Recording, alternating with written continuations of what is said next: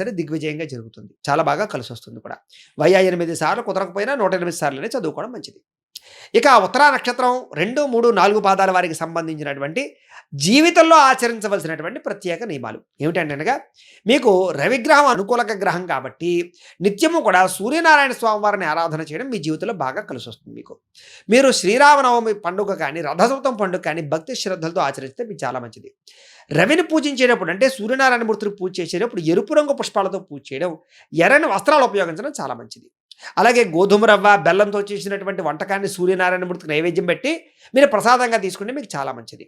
అలాగే ఎవరైనా బాగా లేని వారికి, నిరుపేదలకి, అనాథలకి పళ్ళు పంచిపెట్టడానికి ప్రయత్నం చేయండి. ప్రతిరోజు కూడా విష్ణుమూర్తికి సంబంధించినటువంటి విష్ణు సహస్రనామ స్తోత్రాన్ని కానీ, ఆదిత్య హృదయాన్ని కానీ పారాయణ చేయడానికి ప్రయత్నం చేయండి. ప్రతిరోజు కూడా బొట్టు పెట్టుకోకుండా బయటకు వెళ్ళకండి. సింధూరం కానీ, చందనం కానీ, కుంకుమ కానీ బొట్టు పెట్టుకోండి. దేవాలయాలకి వెళ్ళినప్పుడు నువ్వుల నూనెతో దీపం పెట్టండి అక్కడ. చాలా మంచిది మీకు. అలాగే మీ సొంత ఖర్చుతోటి ఏదైనా బావి తవ్వించడం కానీ, కుళాయిలు ఏర్పాటు చేయడం కానీ, లేదా ఎక్కడైనా కూడా ఈ యొక్క వేసవకాలం సమయంలో ఈ యొక్క చలివేంద్రం ఏర్పాటు చేయడం కానీ, మజ్జిగ పంచిపెట్టడం కానీ ప్రతి సంవత్సరం చేయడం మీకు చాలా మంచిది. అయితే ఆదివారం రోజున, ప్రతి ఆదివారం రోజు కూడా ఎరుపు రంగు దుస్తులు గానీ, తెలుపు రంగు దుస్తులు గానీ ధరించడానికి ప్రయత్నం చేయండి.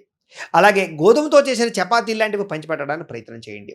తులసిమాల లేదా రాగి ఉంగరాన్ని ఎప్పుడూ కూడా మీ మెడలో కానీ, లేదా చేతికి కానీ ఉంచడానికి ప్రయత్నం చేసుకోండి.